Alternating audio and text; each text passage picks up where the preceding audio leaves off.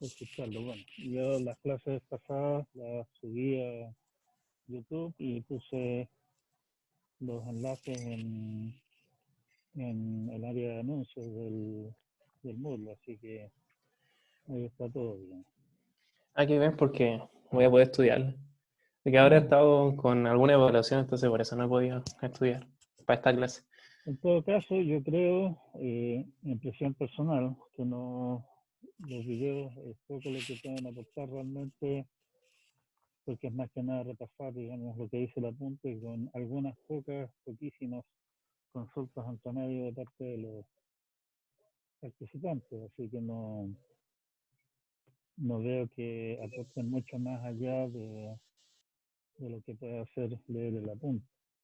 Y para mi gusto, aunque esto también es un tema de gusto personal, me resulta más fácil el apunte porque así puedo decir, ups, esta parte no la entendí, vuelvo a leer el párrafo o no entendí este punto anterior y vuelvo atrás, digamos, y exactamente cachar dónde estamos en términos del tema en el video no es tan fácil.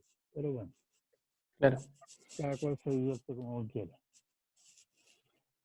Ya, entonces, nuestro tema siguiente, que nos va a servir como base para el tema subsiguiente, es el tema de interpolación.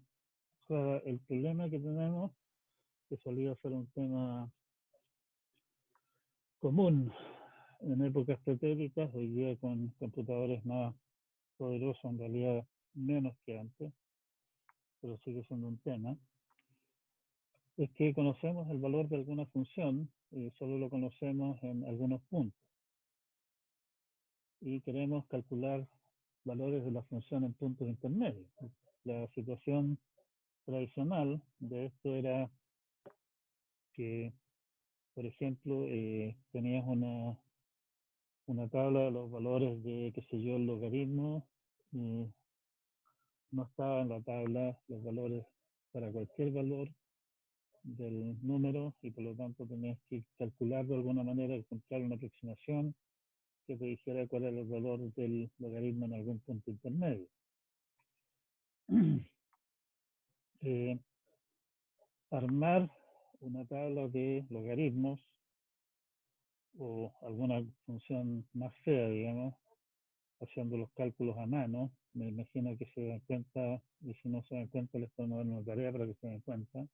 Lo entretenido que es la cantidad de trabajo enorme que significa hacer los cálculos correspondientes, por lo tanto, eh, es parte por eso, digamos, en parte también por el hecho de que una tabla con valores muy detallados es un libraco gigante. Eh, los cálculos correspondientes a las tablas contenían solamente algunos valores más o menos espaciados. Entonces el problema es, conozco los valores de la función, qué sé yo, por ejemplo, en los puntos 0, 0,1, 0,2 hasta 0,5 y quiero saber cuánto vale la función en 0,234, digamos. ¿Cómo calculo ese valor? ¿Cómo lo aproximo? O sea, el problema en concreto es que nos están dando los valores exactos de una función desconocida, digamos, en términos de que no puedo llegar a calcular su valor en algún punto intermedio, en n más 1 puntos, que como nosotros somos terriblemente creativos, le llamamos llamar x0, x1 hasta x sub n, y los valores de la función entonces son f de x sub 0 hasta f de x sub n, y queremos hallar alguna función, ojalá una función simple. Acuérdense que esto, la idea es hacer cálculos y originalmente sigue siendo así en realidad. La idea era hacer los cálculos a mano y por lo tanto alguna función complicada no era precisamente la idea. Y la otra razón de usar alguna función relativamente sencilla es que si usamos alguna función simple con propiedades conocidas, digamos, podemos aprovechar esas propiedades eh, para trabajar con ellas. El caso más común para usar funciones que calculan los valores intermedios y utilizar un polinomio. Y para nuestra situación particular, sabemos que exactamente un polinomio de coeficientes reales que ajusta a la función en esos n puntos, n más 1 puntos, que tiene grado n. ¿Sí? Y nuestro problema entonces siguiente es, tengo los puntos y quiero encontrar, sé que hay un único polinomio, eso es ventajoso, ¿cierto? De esa manera yo sé que si calculo el polinomio, el caso de varias maneras distintas, siempre voy a obtener el mismo resultado. Y lo que nos queda entonces es encontrar ese polinomio de alguna forma. Las cosas que podemos hacer para hallar ese polinomio que interpola entre esos puntos es, primeramente, una idea es crear un sistema de ecuaciones para los coeficientes, resolver ese sistema y con eso tener los coeficientes, estamos al otro lado. Pero el problema es que eso significa bastante trabajo porque hay que resolver el sistema de ecuaciones. Otra idea que es mucho más práctica, significa mucho menos trabajo obtener los valores que a nosotros nos interesan, es utilizando alguna forma implícita para escribir ese polinomio que nos permita calcular el valor que a nosotros nos interesa, porque realmente los coeficientes del polinomio nos dan exactamente lo mismo. ¿Sí? Partamos por la idea de un sistema de ecuaciones. Supongamos que tenemos un polinomio p de x al que vamos a suponer que tiene esta forma. Y con los puntos x sub 0 hasta x sub n podemos crear un hermoso sistema de ecuaciones como el que aparece aquí, donde conocemos que los valores de f de x sub 0 hasta f de x sub n, conocemos los x sub 0 hasta x sub n, y nos queda entonces un sistema de ecuaciones de n más 1, ¿cómo se llama? N más 1 ecuaciones con n más 1 incógnita. Las incógnitas son a sub 0 hasta a sub n, que son los coeficientes. En forma de una matriz, lo estaríamos escribiendo como aparece aquí abajo. ¿Sí? Y ustedes, como son grandes expertos en matrices, básicamente saben que ese sistema de ecuaciones va a tener una solución única si y solo si el determinante de la matriz del sistema es distinta de cero. Vamos bien hasta ahí. ¿Se acuerdan del sistema de ecuaciones lineales y estas cosas? Lo he visto en el colegio, me imagino.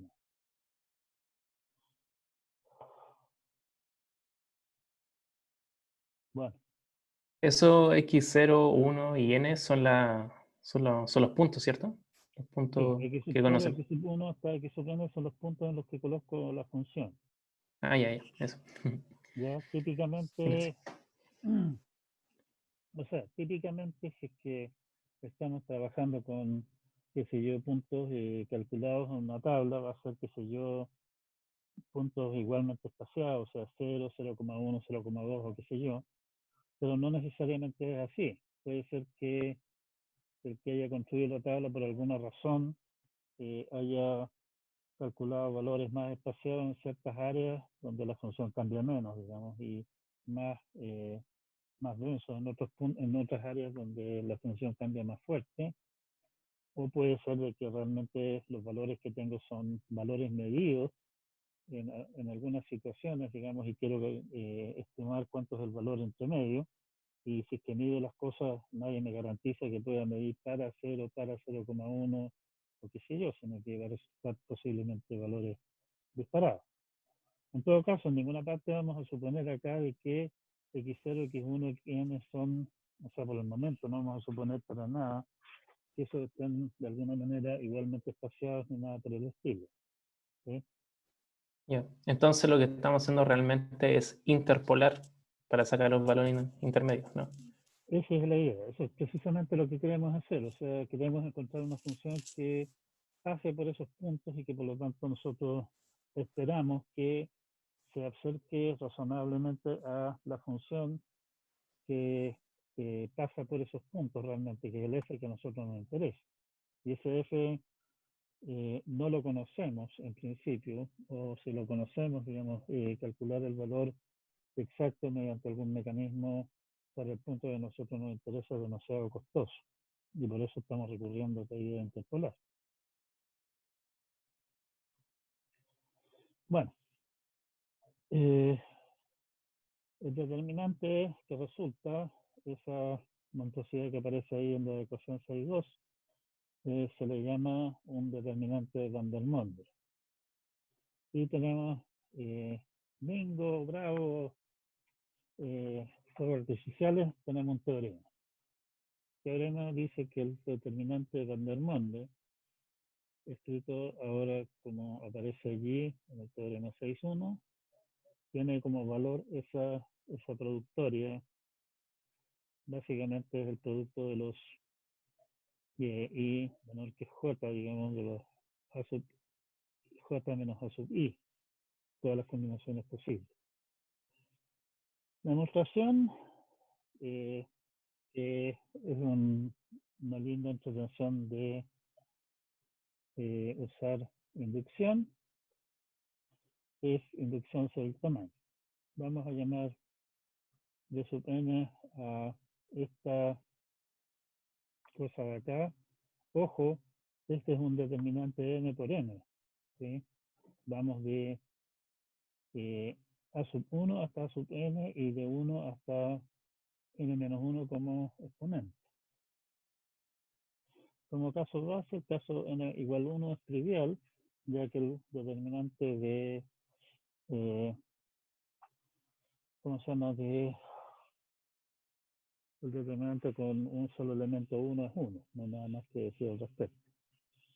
Y supongamos que vale para un cierto k, y consideramos el determinante para k más 1, que viene a ser la cosa que está allí.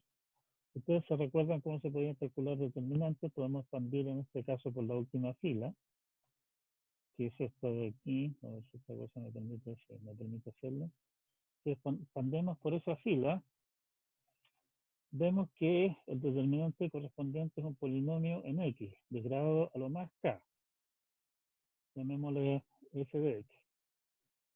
Como determinantes que tienen filas iguales son 0, sabemos que f, la función f, digamos ese polinomio, es 0 para cada uno de los a sub i, porque si el x es, por ejemplo, a sub 1, la última fila es igual a la primera fila y el determinante es 0, y así sucesivamente. Por lo tanto, como conozco k ceros del determinante del determinante correspondiente, o sea, de la función f, sabemos que f tiene la forma de alguna constante por x menos a sub 1, x menos a sub 2, bla, bla, bla, hasta x menos a sub k. O sea, c veces la productoria de 1 menor o igual a i menor o igual a k de x menos a sub i.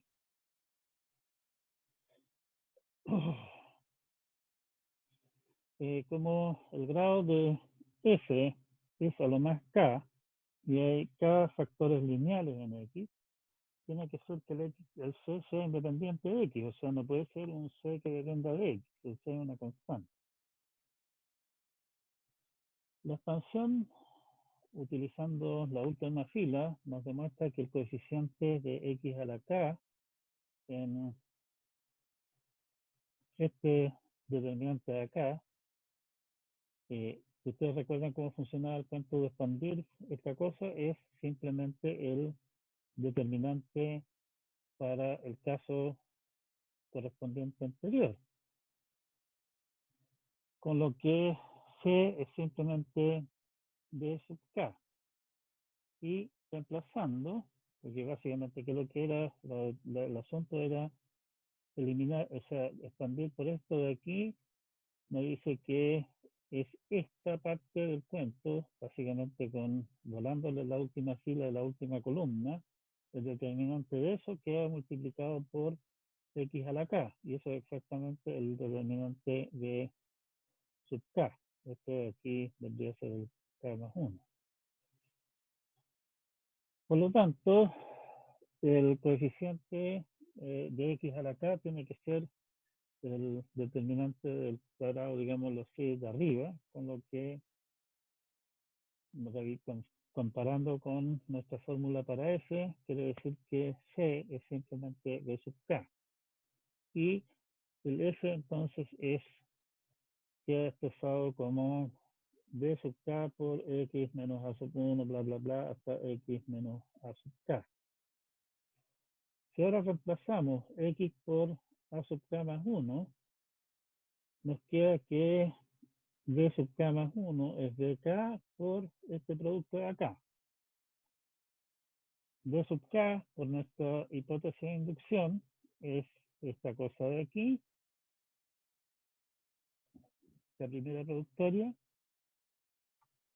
esta cosa medio complicada de manejar, y estoy multiplicando por esto.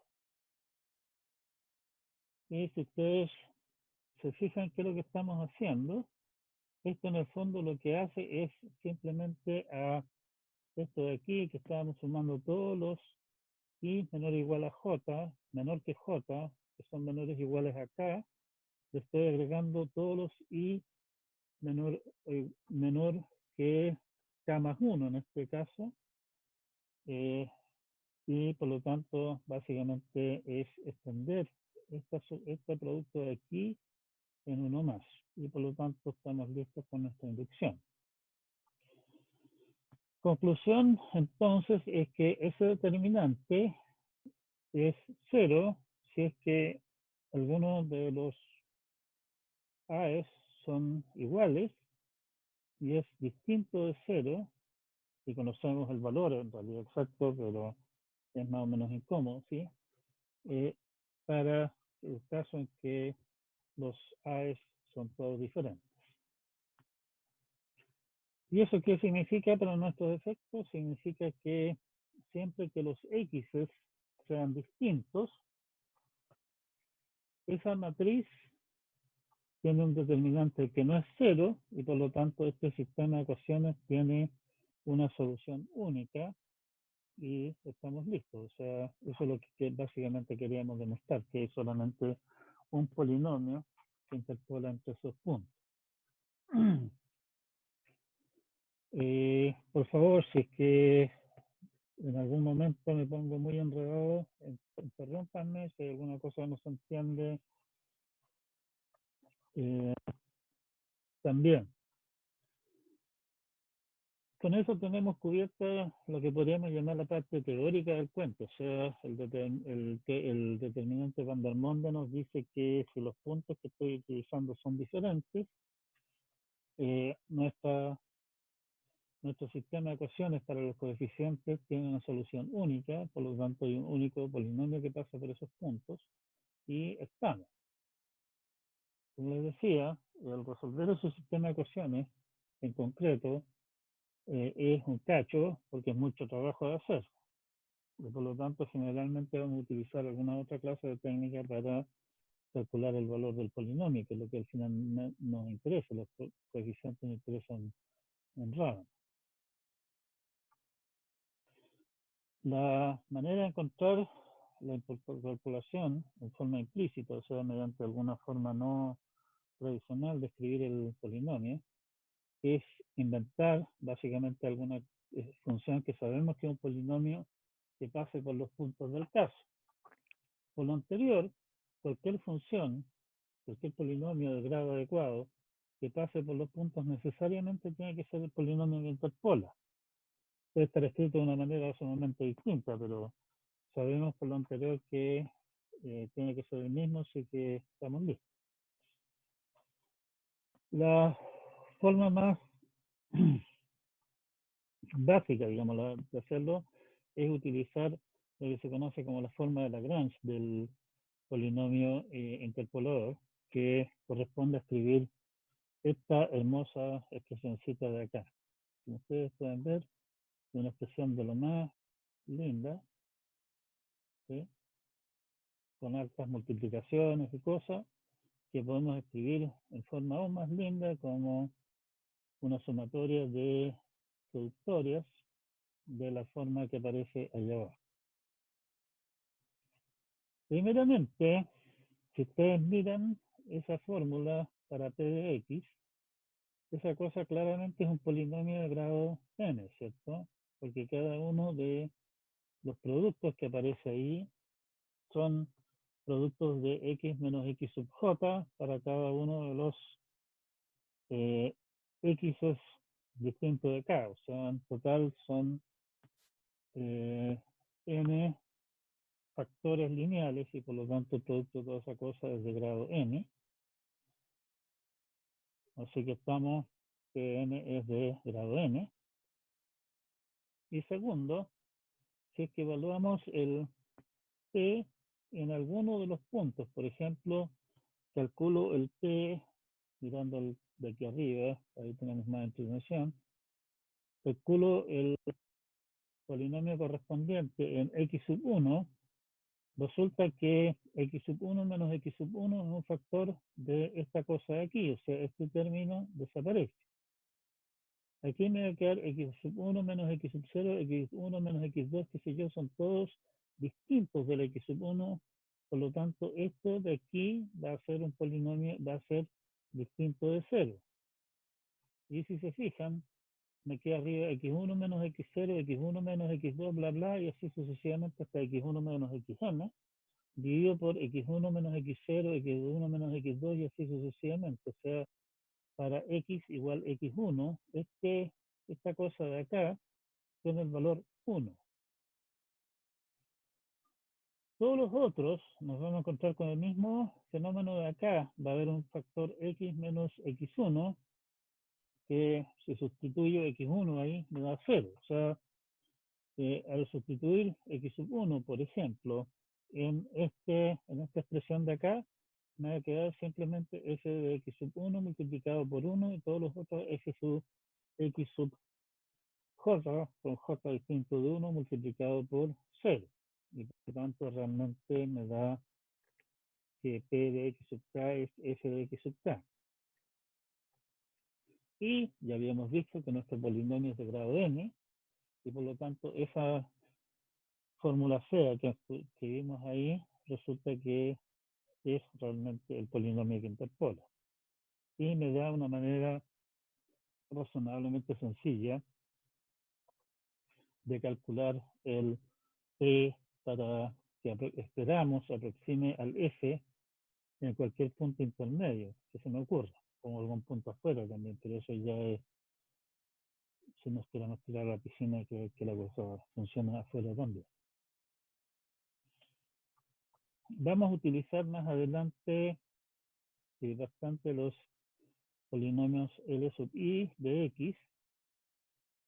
En realidad dependen no solamente del i y del x, sino que de todos los otros x's, como esa cosa ahí, como esa productoria que aparece acá en la fórmula para el polinomio que interpola.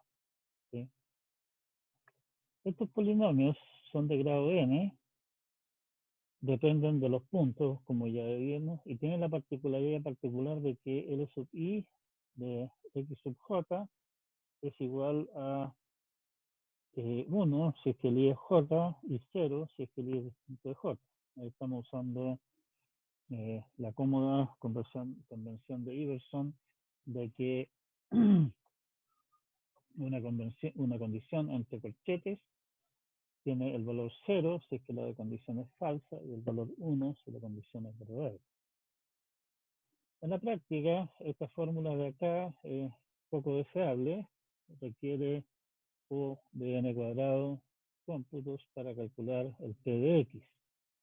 y es relativamente poco lo que se puede reutilizar, digamos, si es que quiero calcular la función con los mismos puntos de interpolación para distintos valores. Debe ser el trabajo de ver qué es lo que se puede reutilizar, o sea, en el fondo lo único que se puede reutilizar para distintos valores de X, tengo que calcular todas estas tonteras de acá de nuevo, ¿sí? Me puedo ahorrar, o sea, puedo calcular una vez el f de x0 partido por esto, el f de x1 partido por esto de acá y así sucesivamente, pero igual voy a tener que hacer todos los cálculos de los x menos x1 y así sucesivamente y multiplicar todas esas cabezas de acá. O sea, es harta pega. Una forma alternativa, y ahí tengo un entretenido ejercicio, es la fórmula baricéntrica, que es una manera alternativa de escribirlo de arriba en el fondo, que se calcula el P de esta forma de acá. Cuidado, obviamente, esta fórmula, así como está escrita ahí, donde el B sub J, W sub J es esta expresión de acá, digamos, que en el fondo viene a ser la parte reutilizable de arriba que les decía yo. Tiene la grave desventaja, a diferencia de la fórmula directamente de Lagrange, que esa cosa explota si es que el X es alguno de los X sub I. Por lo tanto, si queremos usar esta fórmula antes de tirarnos de cabeza a hacer cálculos, tendríamos que verificar de que el X no es ninguno de los valores predados, ¿sí? Resulta que esa fórmula significa menos cálculo.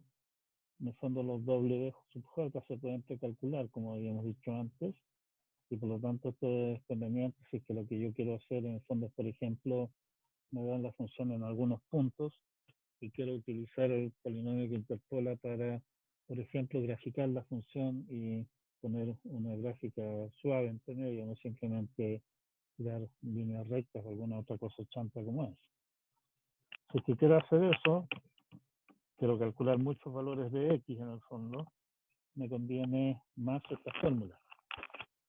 Que además hay un análisis de qué tan bueno es esto, digamos, en términos de el manejo de errores de redondeo y otras cosas.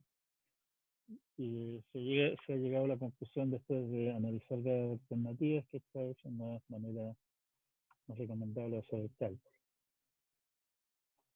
Me lo recomiendo para uso general. Uno de los problemas que tiene la fórmula de Lagrange es que estamos amarrados a, oiga, tengo estos n más 1 puntos y son estos n más 1 puntos. Si algún desubicado se le ocurre darnos un punto adicional, tenemos que empezar a hacer todo el cálculo de cero, y eso no es particularmente entretenido. El amigo Newton, que tal vez les suene algo a ustedes, propuso una manera alternativa de escribir, o sea, de conseguir un polinomio que interpola. Y la forma de Newton parte diciendo que A sub 0 es f de x sub 0 y el polinomio q sub 0 de x, el sub del q, básicamente es el grado del polinomio que estamos considerando, es simplemente a sub 0.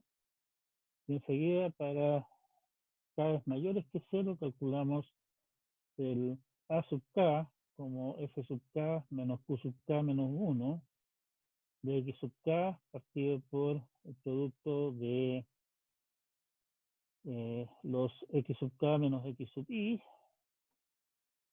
y el polinomio q sub k entonces es q sub k menos 1 de x más a sub k por este producto de acá. Si ustedes se fijan, q sub k por inducción en el fondo es de grado q sub k menos 1 por inducción de grado k, esta cosa de acá es de grado, perdón, Q sub K menos 1, el grado K menos 1, este producto de acá es un producto de K términos, perdón, K factores, y por lo tanto el polinomio Q sub K tiene que ser de grado K. ¿Sí? La gracia de esta cosa es que estos polinomios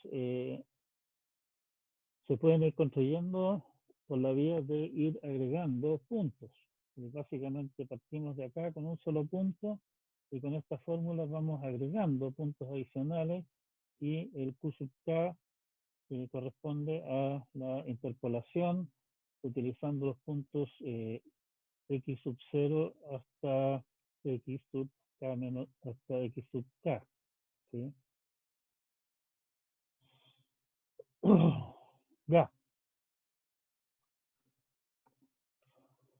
Pero escribir las cosas de esta manera tan directamente, digamos, nuevamente nos encontramos con que tenemos que calcular este caprichoso polinomio de acá, que no es muy divertido. Lo que dice Newton propone la idea de calcular lo que se conoce como diferencias divididas, que para los puntos x sub 0 hasta x sub n se definen mediante, aquí, ojo, estamos usando corchetes para indicar los puntos, digamos. Fx0 es simplemente Fx0, Fx0 hasta xj es esa expresión de allí, ¿sí? Esos son números, esos son lo que se llaman las diferencias divididas. Y con esa notación, ustedes pueden escribir su polinomio interpolante simplemente como esta cosa de aquí. O sea, esto más esto por eso más esto por el producto. ¿Sí?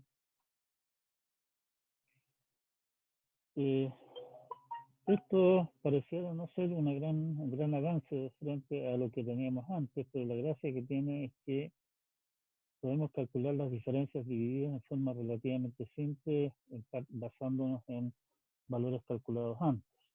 O sea, podemos básicamente armar una tabla, digamos, que tenemos la diferencia dividida entre 0 y n menos 1, entre 1 y n, restamos esos dos, dividimos por x n menos x0 y tenemos la diferencia dividida para el rango más grande. La demostración en el fondo también es un ejercicio, digamos, de inducción.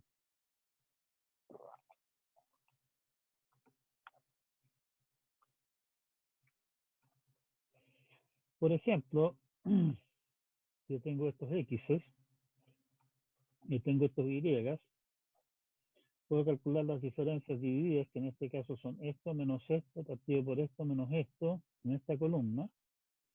Ahí tengo la diferencia dividida 0, 1, esta es la 1, 2, la 2, 3, la 3, 4, la 4, 5, la 5, 6.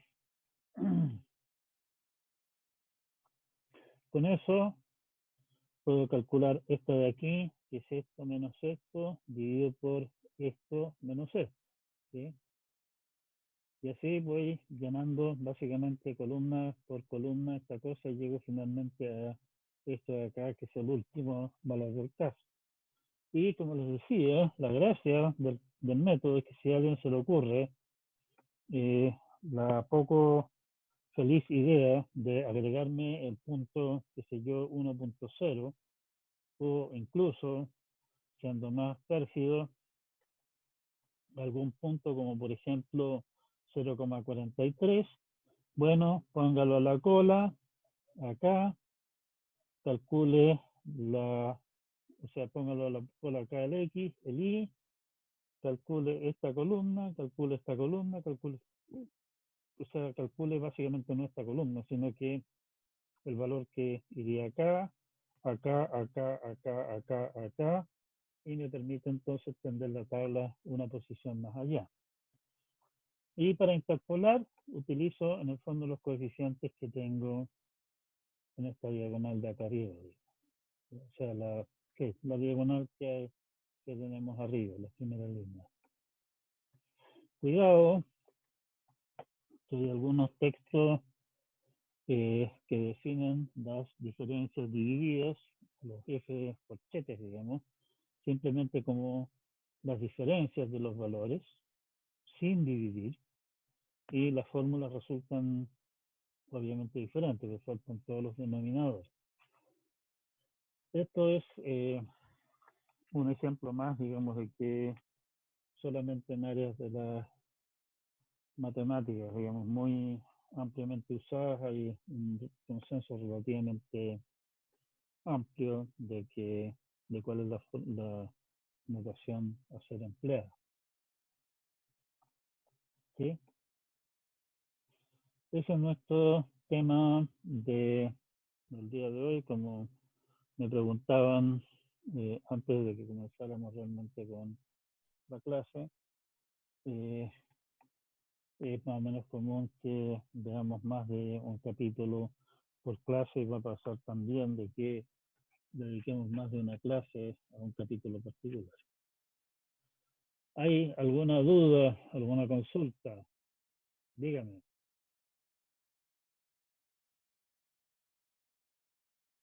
¿Está todo esto clarísimo?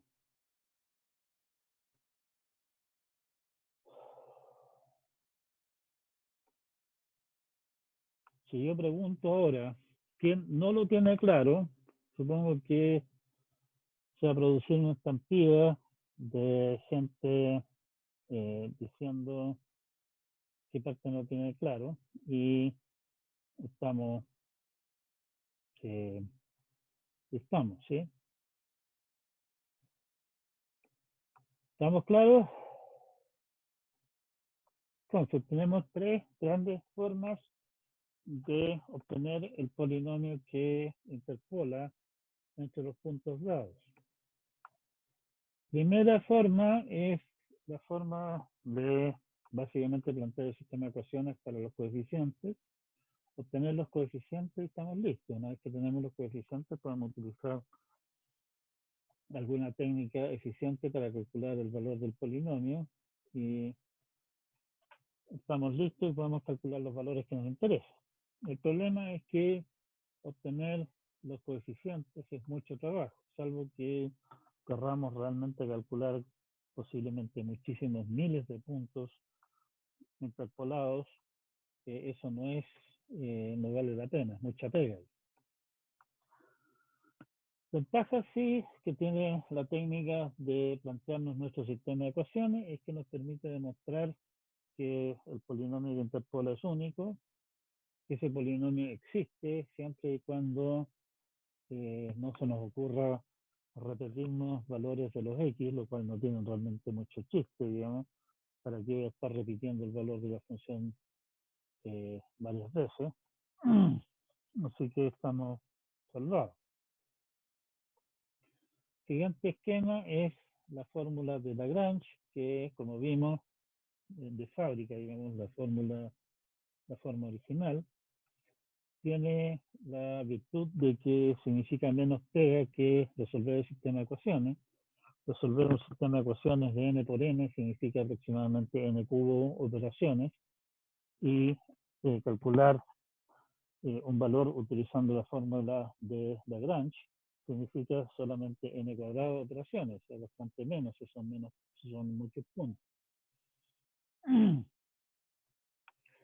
Tiene la desventaja sí que son harta pega nuevamente. Si es que queremos recalcular utilizando la fórmula de Lagrange muchos puntos, y nos preocupa además la estabilidad numérica del método, resulta conveniente utilizar la forma barycéntrica que discutimos, que es una forma un poquitito marciana, digamos, queda como ejercicio en el fondo demostrar que esa cosa realmente sí se reduce a un polinomio, que ese polinomio realmente sí interpola. No es tan obvio. Pero resulta que desde el punto de vista de hacer los cálculos numéricos, esa forma es preferible. No sé, creo que les había recomendado, y si no lo he hecho antes, se los recomiendo ahora, un paquete de Python que se llama SciPy, SCIPI, de Scientific Python, que es una colección de rutinas para hacer cálculos numéricos en Python. O sea, tiene cosas tales como, bueno, lo que vimos nosotros acá, digamos, calcular, encontrar ceros de funciones, interpolar, calcular integrales en forma numérica, resolver sistemas de ecuaciones en forma numérica, resolver sistemas de ecuaciones diferenciales, sistemas de ecuaciones diferenciales, etcétera, etcétera, etcétera. O sea, si quieren jugar con esta clase de cosas, digamos, no tener que escribir ustedes los programas, cosa que sus malvados profesores y ayudantes generalmente les van a exigir que hagan, pero hay muchos paquetes ya hechos, digamos, para hacer esta clase de cálculos en forma razonablemente sencilla, sin tener que ustedes programar mucho. Y como ustedes bien saben, mientras menos tengan que programar ustedes, mejor. Menos posibilidad de meter las patas, menos trabajo. ¿Estamos claros con interpolación entonces? Bueno, y eso nos estaba quedando fuera en el tintero la forma de Newton. La forma de Newton tiene la ventaja frente a la forma de Lagrange, que permite básicamente fácilmente agregar nuevos puntos a los que ya tenemos y de esa manera decir, oiga, parece que esta interpolación anduvo más o menos mal, agreguemos un par de puntos más y calculemos el cuento, no tenemos que recalcular todo de cero, significa simplemente agregarle unos términos más a nuestro cálculo, y eso puede ser conveniente en algunas situaciones. ¿Estamos claros entonces?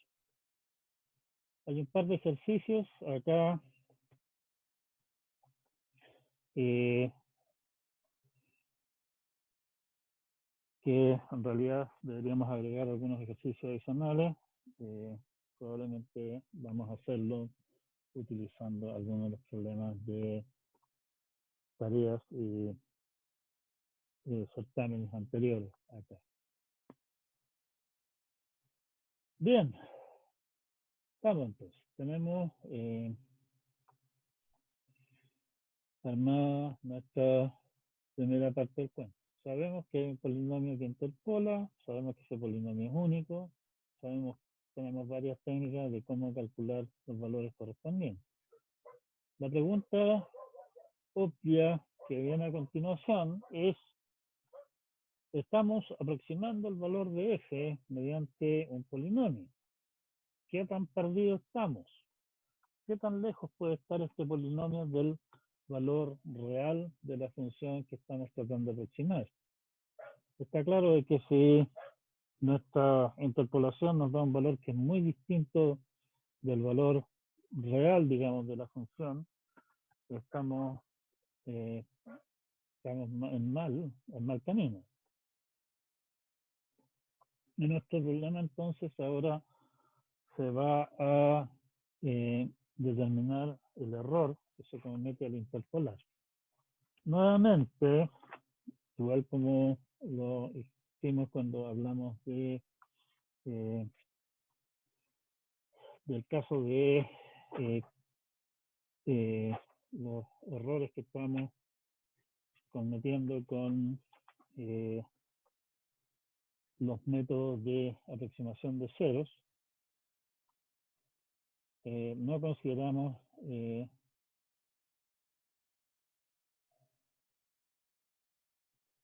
no vamos a considerar en este asunto los posibles errores de redondeo que podemos cometer en los cálculos. Aquí vamos a suponer nuevamente que nuestros cálculos son todos 100% exactos. Y el tema de errores de redondeo es un tema aparte bastante peludo y que, que debemos ver en forma separada. Bueno, la clase pasada, o la clase reciente más bien, vimos cómo obtener el polinomio para los pares de los puntos x sub k, f de x sub k con los valores de k que nos daban. Nuestro tema de interés ahora es saber qué tan mal podemos estar con respecto a los errores de interpolación. Suponiendo vamos a necesitar obviamente una serie de resultados del cálculo, por lo tanto yo se los advertí, este curso en gran parte tiene que ver con hacerlos recordar felices épocas pasadas. Así que dense el trabajo de desenterrar sus apuntes de los ramos de cálculo o vean un texto como el texto de Chen que se menciona ahí que da algunos rudimentos o también vean algunas de las cosas que aparecen en el apéndice. Muchos de los resultados que hemos mostrado acá están resumidos en el apéndice sobre análisis que está al final del apunte, así que no tienen por qué ir a desenterrar sus cuadernos que dejaron tirados debajo del ropero o en algún otro lugar escondido de semestres pasados. Supongamos entonces que tenemos esta hermosa función f en azul. Esa función f la conocemos en esos puntos que están marcados con pelotitas ahí. Y resulta que el polinomio que interpola f de Cesio está pintado en rojo. Y el error que a nosotros nos interesa es el error entre el polinomio q sub n, que pasa por estos n más 1 puntos, y el f de x en cada punto particular. Por ejemplo, ejemplificado por la flecha verde acá, entre ese punto y el valor real de la función. Y lo que a nosotros nos interesa finalmente, por un lado, es tener alguna clase de estimación de cuánto es el error en algún punto específico, como ese punto que está marcado ahí. Y más en general, en realidad nos va a interesar cuál es el máximo error posible que estamos cometiendo en valor absoluto. En nuestro caso, me da la impresión de que el error máximo se estaría produciendo en este punto de acá. ¿Sí? Entonces, como estamos hablando de ramos de matemáticas, nos vamos con teoremas. Teorema 7.1, sea f una función con n más 1 derivadas continuas en el intervalo cerrado entre a y b, y sea q sub n de x el polinomio de grado n que interpola f con los puntos x0 hasta x sub n, los n más 1 puntos del caso, que son todos puntos que están en el intervalo. Entonces tenemos en el fondo una especie de teorema del valor intermedio, que es esta cosa indicada aquí. Entonces, para todo punto x que pertenece al intervalo, hay un z que también pertenece al intervalo, tal que el valor de f de x menos el valor del polinomio que interpola, el q, es n menos 1 partido por n más 1 factorial, la n más 1 ésima derivada de f en el punto z y multiplicado por el producto de los x menos x sub j para todos los j del caso. ¿Sí? ¿Estamos? ¿Se entiende lo que está diciendo el teorema? No se oye para ellos. Perfecto. Estamos clarísimos, entonces está todo extremadamente claro. Esto hay que demostrarlo. Tenemos algún x cualquiera fijo en el intervalo.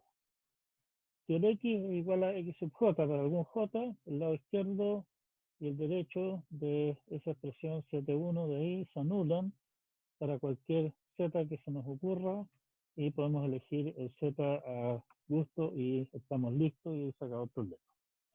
Supongamos entonces, sí, dígame. No entiendo qué significa ese signo como una C, Una C. que dice Esto, no, el de esto, abajo, el del último, la última línea de ese mismo párrafo. esto. Dice que pertenece al intervalo. Ese, sí. Es una letra griega Z. Pero corresponde a una variable o alguna expresión Eh, de la función f. a ver, el punto es que lo que... ah, ¿te acuerdas del valor, teorema del valor intermedio ah, en sí? ¿Te acuerdas del teorema del valor intermedio? Que dice que en el intervalo tienes una función continua, que en el punto A y el punto B tiene signos distintos, quiere decir que hay un punto intermedio en el cual la función es cero.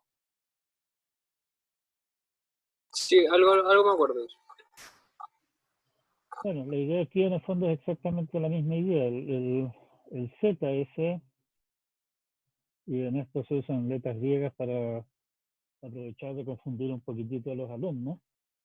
El Z es simplemente un punto intermedio que hace que esa cosa se cumpla, digamos. Igual que en el caso anterior teníamos que hay un punto que podríamos llamarlo Z también, en el cual la función es cero.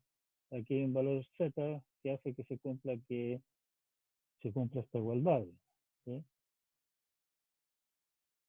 Eso es todo, es un número, es un valor. Está claro que ese Z Okay. obviamente va a depender del X y de todos los X sub J. ¿Sí?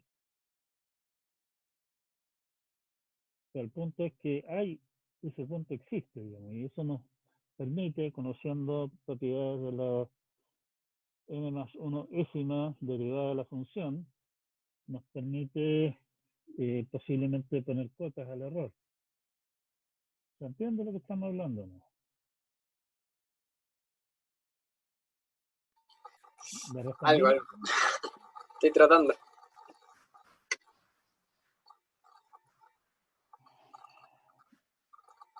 El X es un valor, ¿sí?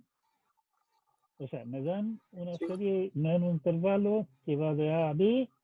Dentro de ese intervalo tengo un montón de puntos, los puntos x0 hasta x sub n, y esos puntos los utilizo para cocinar nuestro hermoso polinomio Q, este de aquí. ¿Sí? Sabemos que ese polinomio es único, es un polinomio único que pasa por los puntos correspondientes. ¿Sí? Tengo la función desconocida f, que está de acá. Y me interesa para un punto cualquiera, por ejemplo, este punto de aquí, saber cuánto es el error este de aquí. ¿Sí? Ahora, lo que Sí, me dice este teorema es que ese error, que viene a ser esta expresión de acá, ¿sí? El valor real de la función menos el valor del polinomio, lo puedo escribir como esta expresión de acá, que esta cosa la pongo en forma media fea, pero no importa. ¿Sí? Lo puedo escribir de esa forma, o sea, el error va a depender, por un lado, de este producto de acá, que es el producto de x con los x sub j correspondiente, con la diferencia de este con este, de ese con ese, de ese con el de allá y así sucesivamente, todos los puntos, esa a- cosa me al da final tengo este que producto, derivar n más 1 veces f evaluado en z. claro. O Eso, sea, resulta ya. que para ese x, para ese conjunto de x0, x1 hasta x sub n, y esa función, hay un z griego, digamos, que hace que esa cosa de ahí se cumpla. ¿Sí? Ya, vale, vale. Ahí sí. Ya, estamos claros con lo que está diciendo esta cosa, ¿sí? Ahora, si a mí me pregunta cuál es ese z, no me venga a preguntar cosas a mí, lo único que demuestra el teorema es que hay uno. No quiere decir que sea fácil de calcular, de ninguna cosa. O sea, ese z obviamente va a depender de los puntos que tengo, del punto x que yo tengo y de la función f. ¿Sí? Pero la gracia del teorema es que me dice que ese punto existe. Si yo tengo, por ejemplo, por decir algo, digamos que queremos interpolar la función seno, ¿sí? ¿Qué es lo que yo sé de la función seno? Yo sé de la función seno que es una función bastante entretenida, en el sentido de que todas sus derivadas, del orden que sea, son ya sea senos o cosenos o posiblemente con signos cambiados, ¿cierto? Y por lo tanto yo sé que para esa función, todas las derivadas de esa función están entre -1 y 1. Y por lo tanto yo tengo directamente en ese caso una cota para esto de aquí. O sea, yo puedo decir, oiga, el valor de esa cosa está entre -1 y 1, no puede ser 15, por ejemplo. Y por lo tanto me permite dar una estimación de cuál es el error. Como una cota mayor, el error tiene que ser menor que este. Pero bueno, por allá vamos. Entonces, si es que nuestro X es alguno de los X sub J, estamos listos porque por la manera en que construimos el Q sub n, f de X sub J menos Q sub n de X sub J es 0. Y por el otro lado tenemos que alguno de los factores del producto que aparece ahí al final también es 0, y por lo tanto podemos elegir el valor que se nos ocurra para este z de acá. Esta cuestión da lo mismo porque tenemos 0 multiplicado por alguna cosa es 0, y eso puede ser cualquier cosa que se me ocurra. Así que estamos listos. Si es que el x no es ninguno de los puntos que habíamos elegido, bueno, nos toca trabajar. Supongamos entonces, definamos más bien, la función omega de x como el producto, básicamente lo que aparece en la cola de la ecuación anterior. Resulta que ese es un polinomio de grado n y es mónico, o sea, su primer coeficiente, el coeficiente de x a la n es 1. Por lo tanto, si ustedes se dan el trabajo de derivar ese polinomio n más 1 veces, se dan cuenta de que ese es un polinomio de grado n más 1. Por lo tanto, si lo derivan n más 1 veces, en el fondo lo único que obtienen como resultado es una constante, que es n más 1 factorial veces el coeficiente de x a la n más 1, que en este caso es 1, o sea, la derivada n más 1 ésima de omega es simplemente n más 1 factorial. Definamos, como somos aficionados a definir cosas, una función f de y, que es f mayúscula de y, que es la función f minúscula de y menos qn de y menos lambda veces omega de y. Y elegimos el lambda de tal forma que f de x sea 0. ¿Sí? Está claro que la función f minúscula se puede derivar n más 1 veces, de ahí estamos partiendo. Q sub n y omega son polinomios y por lo tanto tienen todas las derivadas que ustedes tienen convenientes, y por lo tanto el f de y lo podemos derivar n más 1 veces sin ningún asco. Enseguida, sabemos también que f de y tiene n más 2 ceros diferentes en el rango AB. Está claro que f y por construcción, si ustedes se fijan, omega de x sub j, de cualquier x sub j, es 0. El f de x sub j menos qn x sub j también es 0. O sea, la resta entre esos dos también es 0, por lo tanto, esa cosa de acá es 0, para todos los puntos x0 hasta x sub n, y además elegimos el lambda de forma que eso sea 0 para x. Y todos esos ceros son diferentes. x0, x1 hasta x sub n es un juego de ceros, todos distintos, eso estamos partiendo, y el x estamos diciendo que es distinto de todos esos también, por lo tanto tenemos n más 2 ceros. Por el teorema de Rolle extendido, aparece la demostración en el apéndice, eso quiere decir que la n más 1 décima derivada de f mayúscula tiene un 0 en el rango cerrado AB. En realidad tiene un 0 en el rango abierto AB, pero da lo mismo. Llamémosle z a esa derivada. El punto en que la derivada es a 0, el 0 de la derivada. Eso quiere decir entonces que fn más 1, f mayúscula n más 1 de z, es f minúscula n más 1 de z menos qn derivada n más 1 décima en z, pero q sub n es un polinomio de grado n, por lo tanto su n más 1 décima derivada es 0. Menos lambda veces la n más 1 décima derivada de omega evaluado en z, pero habíamos dicho que la n más 1 décima derivada del polinomio omega es simplemente n más 1 factorial. Y todo eso, según el teorema de Rolle extendido, es 0. O sea, quiere decir que f de n más 1, o sea, f n más 1 décima derivada en z es lambda veces n más 1 factorial, y con eso tenemos el valor de lambda.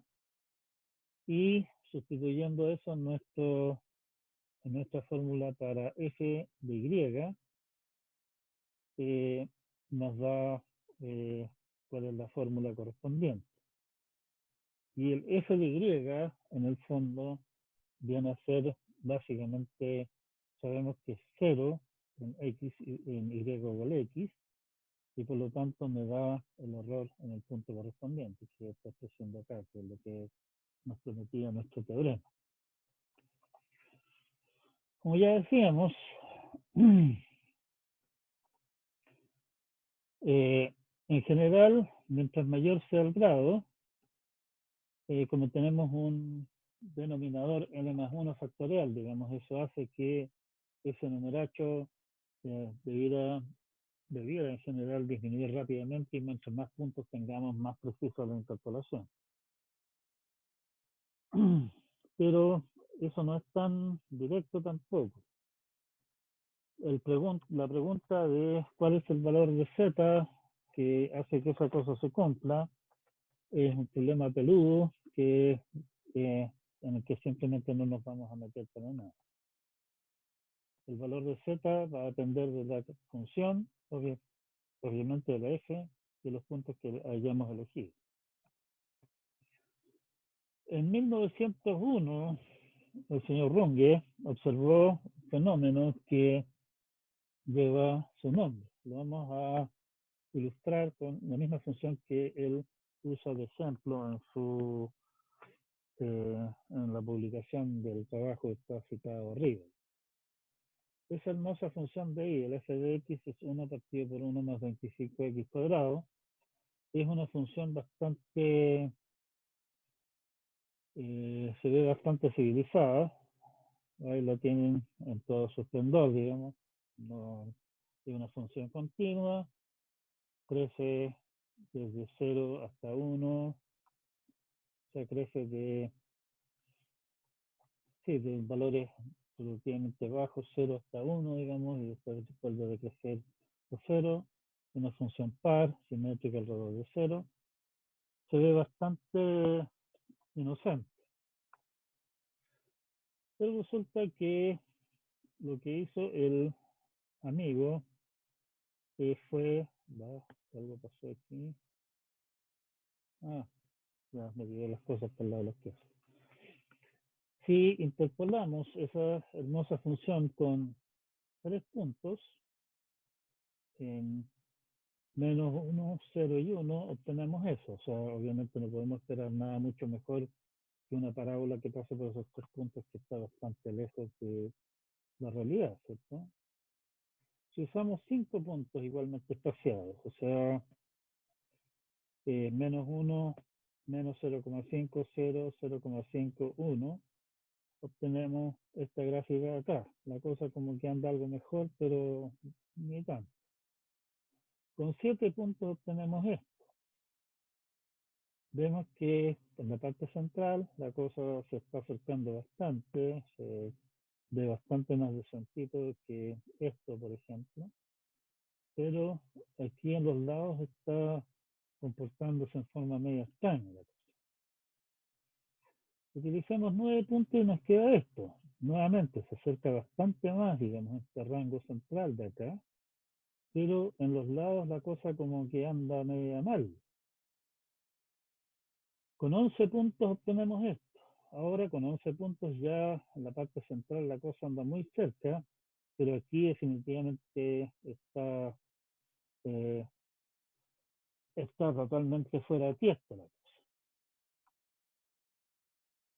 Resulta que si nos damos el trabajo de, con el apunte están los cálculos correspondientes exactos hechos en SciPy, si nos damos el trabajo de calcular el error máximo al interpolar la función de Runge sobre el rango menos 1 y 1 con 2, 4, 6, 8 hasta 20 puntos igualmente espaciados, nos damos cuenta que el error máximo tiene la tendencia que aparece aquí, lo cual es bastante repugnante. O sea, en el fondo usamos 20 puntos con la idea de obtener una muy buena interpolación, y resulta que el error máximo que tenemos sobre el rango es 60 y el valor de la función es cuando más 2. O sea, hay algo que anda muy, muy mal aquí.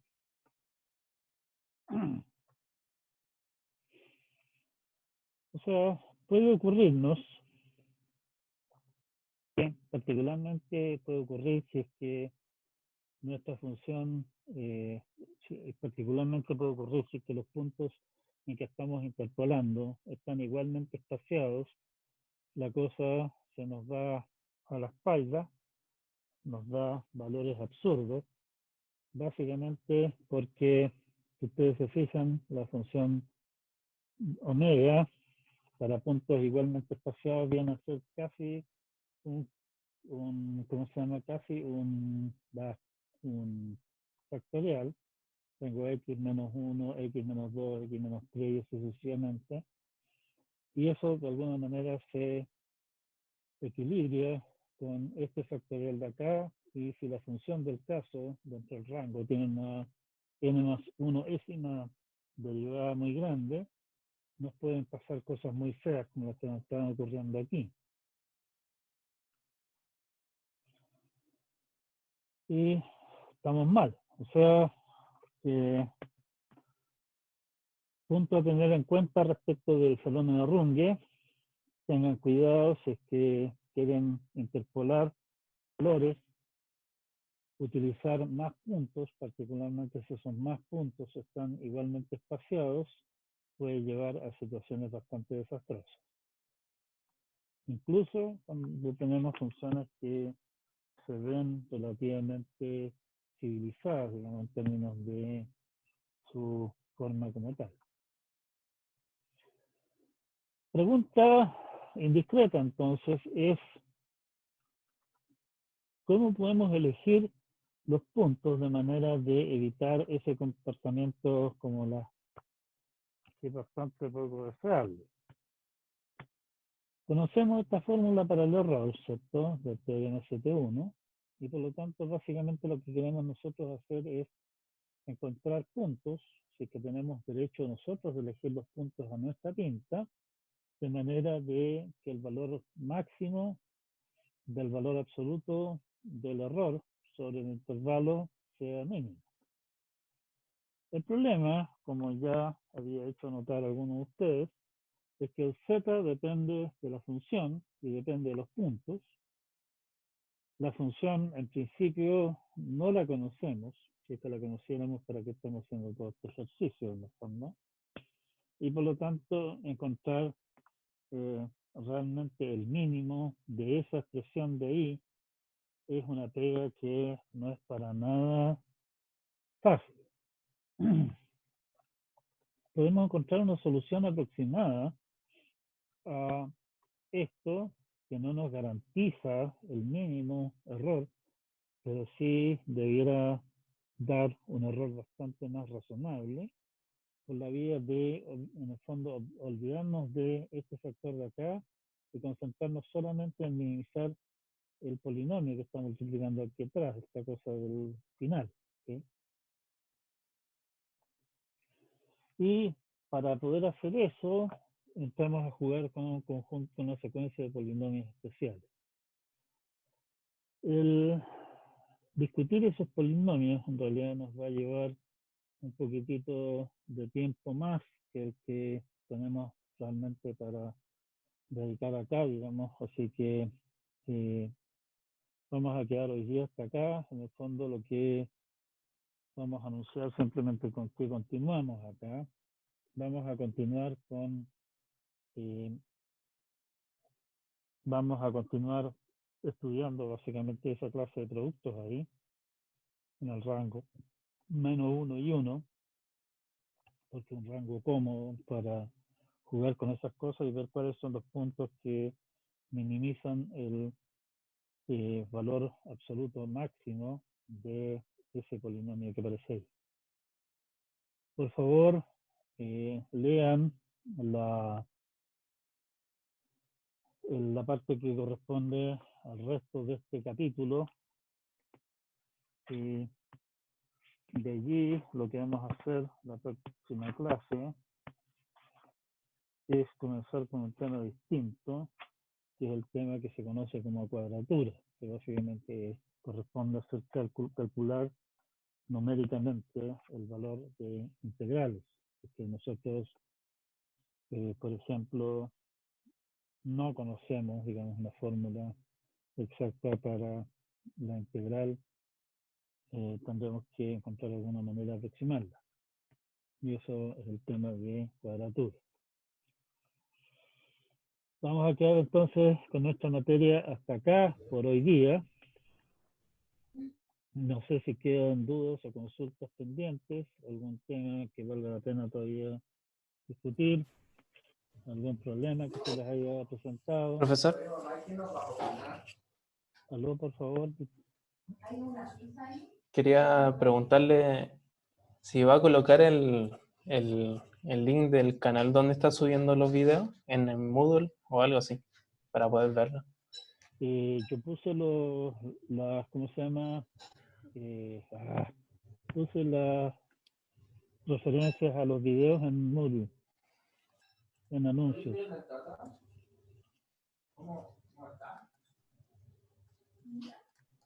¿Cómo? Disculpen, no lo escucho bien. Yo puse ¿cómo se llaman? Las URL de los distintos videos en Moodle, en anuncios.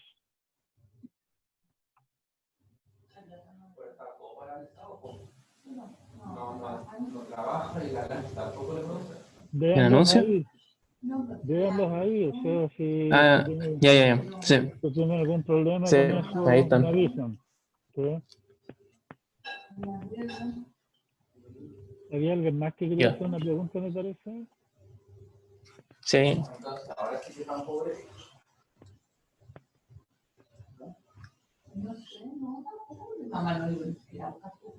Bien, otros temas más domésticos. Entiendo que ustedes se pusieron de acuerdo con los ayudantes respecto a un horario de ayudantía. ¿Está todo claro eso? Supongo.